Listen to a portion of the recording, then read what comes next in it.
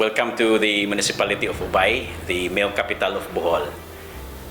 I am Herbert Joseph Puracan, the current General Manager of Bohol Dairy Producers Association ug karon Bohol Dairy Cooperative na. Ang journey sa atong gatas, magsugod nato sa atong mga membro, sayo sa buntag, mumata sila, mag-collect sila sa gatas silang mga kabaw, inikahuman, kuhaon na siya sa atong mga milk collectors ug gihatod padung sa atong processing plant. After na nato ma-process ang mga gatas into choco milk, mango milk, mga yogurt, ato na siyang ihatod padung sa ato ang mga outlets ug adto na siya mapalit sa ato ang mga konsumidor. Kung sa una ang ato ang mga farmer members, ni-income sila through tilling their lands, karon ang ilang main source of income na is through their milk collections nga mao nay bayaran sa Bohol Dairy Cooperative. On the other side, si Bohol Dairy Cooperative, mo income siya through the products nga we sell to our outlets. Og tungod na saksihan sa uban, nga nakita nga ato ang mga farmer members through their milk collections, nainganyo usab sila nga mo join sa tuwang panggatas. Si Bohol Dairy Producers Association, nagsugod lang siya sa 544 members, adunay 23 kabaw clusters. Kasagaran sa panginabuhian sa ato ang mga membro is nagbuhi siya og kabaw. Ug karon tungod sa mga entrustment sa Buffalo, Miura, Carabao gikan sa gobyerno, nainganyo ang ato ang mga membro nga mugatas na sa ilahang mga kabaw. Ang role gyud sa PCC no sa Carabao Development Program, especially dinhi sa Bohol, mo na nag-organize gyud ta og grupo para matabangan nato with regards to engagement on dairy. So kining grupo nato sa Ubay, ang ato ang Bohol Dairy Producers Association. During that time, in the year 1998, so kini sila mo first nato nga recipient sa ato ang dairy module program. So wherein nag-disperse ang PCC og 25 heads Bulgarian Miura Buffalo solely for dairy production. So since then, the following year naka-start na ang ato ang grupo og kuha og gatas. So 1999 diha ni nag-start nga farmer, then 2002 until nidagan ang mga katuigan, so nanay daghan nga mga farmers nga naka-engage into milking. Mao nang gikan sa ato ang 544 members sa pagsugod, karon almost 800 na ta og ni-increase sad ang participation sa mga women's. During 2017, katong nag-intervene na si World Bank through DA, PRDP, provincial government, mao to'y hinungdan nga nisaka gid og maayo ang growth sa association. Niadtong 2022, ang ato ang asset niabot na siya og almost 30 million. Ni-income ta atong tuiga og almost po siya 3 million. Pero sadly, pag 2023, naka-experience ang ato ang organization of first net loss amounting to almost 1.6 million. Kani nga mga cumulative losses, nakuha ni nato tungod sa mga panghitabo nga wala sa atong control, nasunugan ang ato ang partner nga organization ug dito ta nag-store og milk, mo nang nadamay ang ato ang mga gatas. Naputay gipaayo nga cold storage sa National Dairy Authority, and sadly pila ka buwan ang nilabay, naguba pud ni siya. Mao hinungdan sa additional na pud nga losses. O pipila sa mga pamaagi aron maka-recover mi sa mong net loss pag 2023 is nagkuha mi og mga feeding programs nga non-milk related. Nagsupply ta og iron fortified rice, milky bun, saging, fruits, vegetables nga locally sourced ato ang probinsya sa Bohol. Usapod sa mga rason nga nung nakabawi tagamay is nakadawat og feeding program gikan sa atong provincial government. Ni-try po ta og apply for financing gikan sa Land Bank. Unya nakakuha po ta og financing gikan sa ato ang federation Agrico PH. Ni-apply po ta og grant sa Kadiwa program sa Department of Agriculture. Ongoing po ang ato ang milk feeding program sa DSWD karong tuiga ug naatay upcoming contract pod sa Department of Agriculture through National Dairy Authority ug nakakuha po ta og feeding program nga 500,000 gikan sa LGU Talibon. Aduna po tayo nadawat nga assistance gikan sa Provincial Government of Bohol nga mga silage para support sa ato ang feeds sa mga kabaw. Operations sa dairy under Budaco or the dairy enterprise under Budaco is closely monitored sa PPMIO. Directly yun sa Office sa Provincial Vet. Ang PRDP project on dairy is already mainstreamed sa amoang regular program under sa Office of Provincial Vet. We have the Bohol Dairy Development Program wherein doon na may council, no, na create Bohol Dairy Council. So being the secretariat sa maong council, ang among office, we call the council including Budaco on how the dairy program in Bohol is currently kanang operating. So dako nga portion in the meeting is the discussion on the operation sa Budaco, considering na silang naghandle, sila ang sole marketing arm namo for the dairy in Bohol, and sila pod ang distributor namo, supplier sa amo ang mga milk feeding program in the province under DepEd, DSWD ug sa provincial government, because the provincial government is also allocating a regular fund of 10 million annually.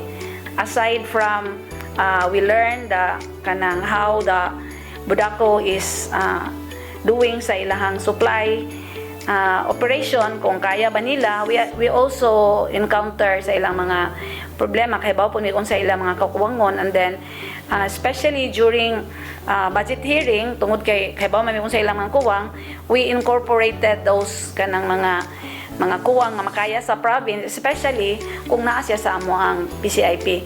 Kay tanan nga gi-propose namo under sa regular program namo sa province is based sa ato ang identified intervention under sa PCIP on dairy.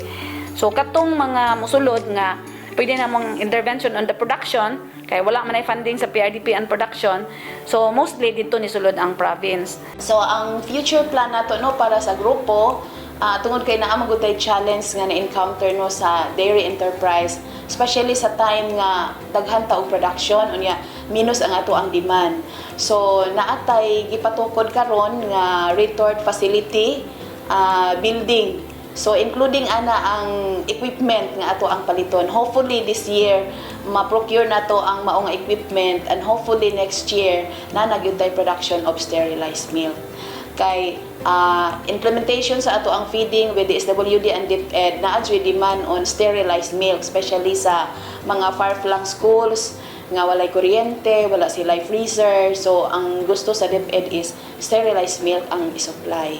Unya sa panahon lagi nga taas ang ato ang production nga dili maapas sa ato ang planta, so naa ang ato ang sterilizing facility nga mo'y mo cater ana kung daghan kaayo tang raw milk nga moabot.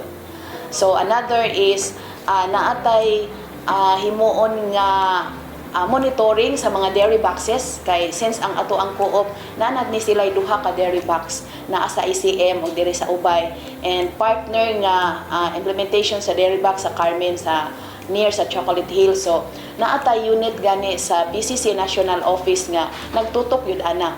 So starting this year nag-standardize taan ng ato ang dairy box nya tagaan nato gyud sila og support in terms of financial and kanang mga technical aspects sa pag-improve sa performance sa ato mga dairy boxes. Ilahang viability sa ato ang dairy box, kana yung gaining yun ang ato ang negosyo, ang ilahang tindahan.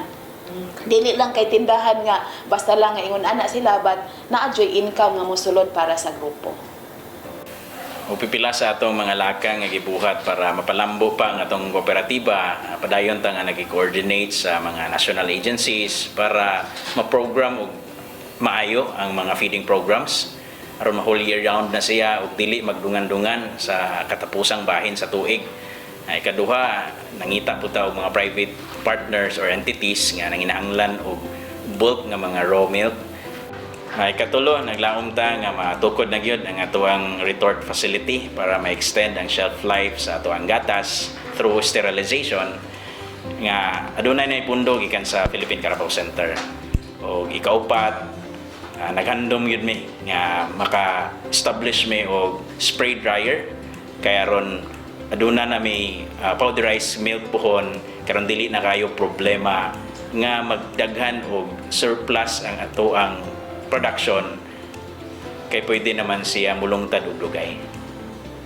O kami sa Bohol Dairy Cooperative, dako mig pasalamat sa World Bank, Department of Agriculture, PRDP, Provincial Government of Bohol, PCC, NDA, o ang local government sa Ubay sa ilang tabang o suporta sa ato ang kooperatiba gikan sa pagsugod hangtod sa unsay naabot na sa co-op karon. Daghang salamat. Ug labaw sa tanan sa ato ang mga farmers nga kanunay nagkugi pagkuha sa ilang gatas kay wala gyud si Bohol Dairy karon. Last September 26 to 30, 2022, the Bohol Dairy Processing and Marketing Enterprise underwent a rapid appraisal of emerging benefits. The findings revealed a positive impact on both the farmers and the enterprise itself. 1. Increase in household income of beneficiaries.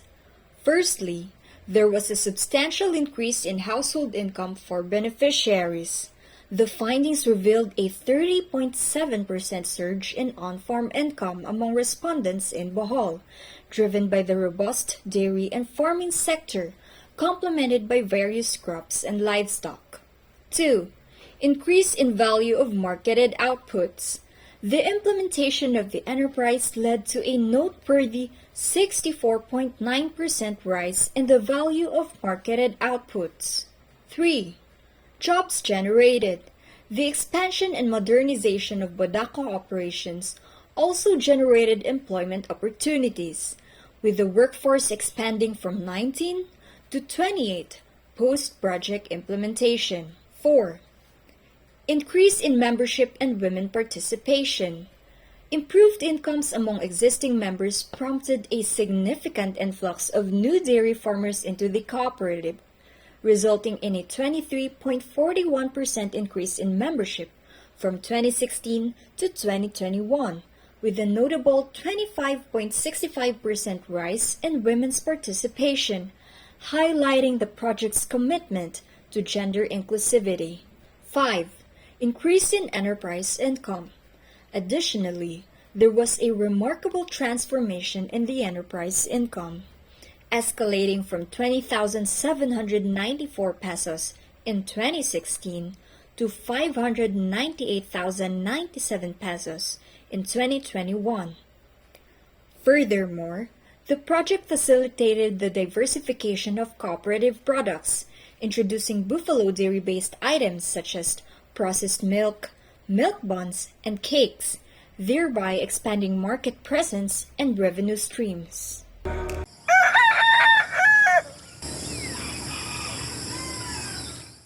Sulob ang botas sa yumirumbo sa iyang milking parlor dinhi sa San Vicente, Ubay, Bohol ang 64 anyos nga si Fernando Dupalco alang sa naanda niyang trabaho. Matag adlaw, uban ang iyang apo, mangolekta siya og gatas sa iyang kabaw sulod sa usa ka oras. Trabaho nga giisip na niyang buhaton sa tibuok niyang kinabuhi nunod sa kahayahay nga nahatag niini. Sa una, sa wa pa ko nagatas og mamuor ako, or pa ka ko ano kwarta. Lahi na karon nga kada buntag pagka-kwarta na. Inig ka buntag o manahog panggait, pwede na magdi na ko magtrabaho, matuog ko. Marag relax na ba ang kaugalingon? Kumpara sa una nga, entero ko adlaw, mamuo, garabing inita. Nya karon di naman ko mamuo, nya na ako trabaho karon, di naman ko mahapit mo trabaho. Kwarta naman lay ang sugoon. 2012 diyang nadasig kining musuway sa hagit sa programa sa pagpanggatas.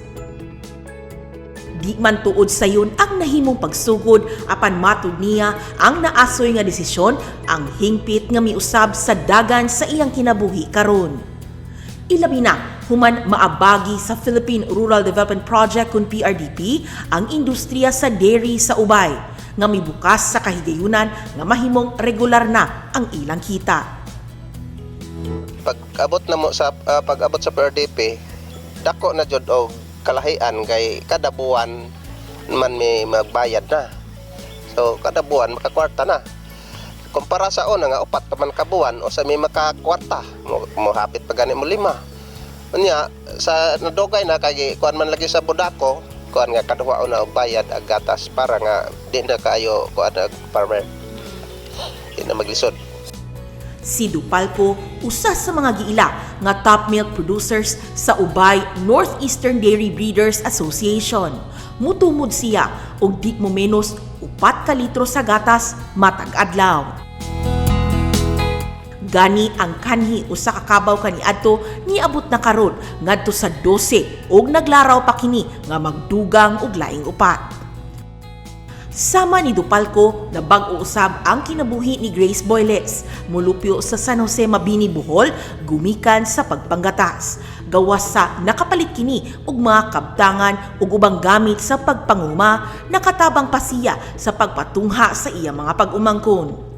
Nakapakuan ko sa among bahay, nakapa-renovate ug nakapalit kog duha ka hand tractor para sa pag-uma sa hangbana ug nakapalit kog usa ka water pump ug usa ka deep well nga sa tubig nga mo kuryente na di na may timba-timba.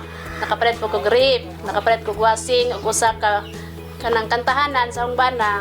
Dako jud ang akong pagpasalamat kay kung siguro kahilak mo. Kay kung siguro kung wala pa ko nagatas, di jud ko makapa-eskwela tungod sa among kahimtang. Sa una, sa wa pa ko nagatas.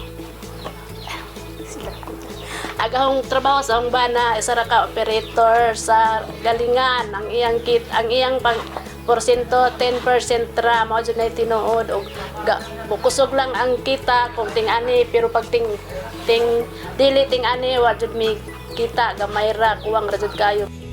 Dakong garbo niya nga nahimong ehemplo sa daghang mga individual nga magka-interes sa pagpanggatas.